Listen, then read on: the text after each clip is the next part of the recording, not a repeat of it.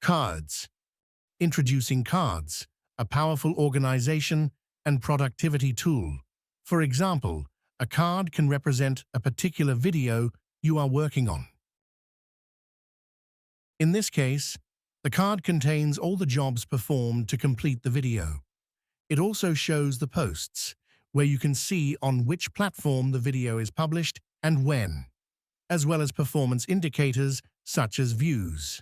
You can also see which platforms the video is scheduled for or not yet published. Additionally, the card displays its tags, which reflect all tags from the resources within it.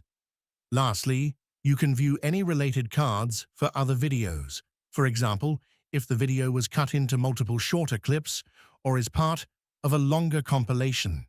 Within the card, you can also manage roles and permissions so that every stakeholder has appropriate access to the specific resources they need.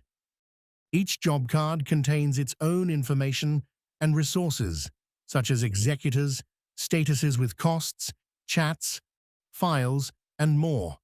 You can open a job directly from the card to view details and collaborate more effectively. Since every executor has an individual status, it's easier to organize workflows and quickly understand the bigger picture. Files can be stored with ultra-fast upload and download speeds without any size limits.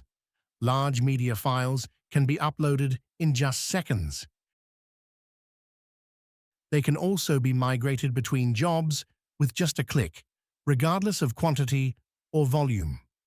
For example, once recording is complete, footage can be transferred to the video editor in just a few clicks and seconds, even if it's 300 gigabytes or thousands of files. You can also access logs for an entire card or for a specific job. These logs show who worked on the project or job and when, so you no longer have to search for answers directly or open multiple apps.